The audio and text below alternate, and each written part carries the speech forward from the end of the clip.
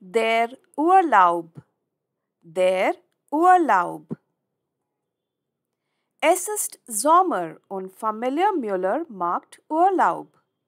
Es ist Sommer und Familie Müller macht Urlaub. Sie fahren mit dem Auto in die Berge.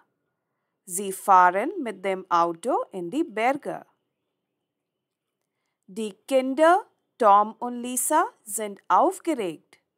Die Kinder Tom und Lisa sind aufgeregt. Papa sagt, wir werden eine schöne Zeit haben, Kinder. Papa sagt, wir werden eine schöne Zeit haben, Kinder.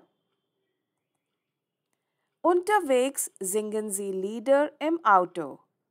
Unterwegs singen sie Lieder im Auto. Tom ruft, wann sind wir endlich da? Tom ruft, wann sind wir endlich da? Mama lacht, Geduld, Tom, es wird nicht mehr lange dauern.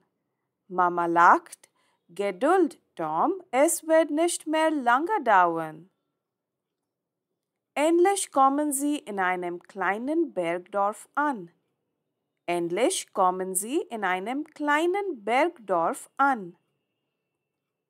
Die Luft ist frisch und die Berge sind hoch. Die Luft ist frisch und die Berge sind hoch. Lisa sagt, es ist so schön hier. Lisa sagt, es ist so schön hier. Die Familie checkt in einer gemütlichen Pension ein. Die Familie checkt in einer gemütlichen Pension ein. Tom sagt, ich will wandern gehen. Tom sagt, ich will wandern gehen. Papa schlägt vor, morgen machen wir eine Wanderung. Papa schlägt vor, morgen machen wir eine Wanderung. Am nächsten Tag machen sie sich auf den Weg.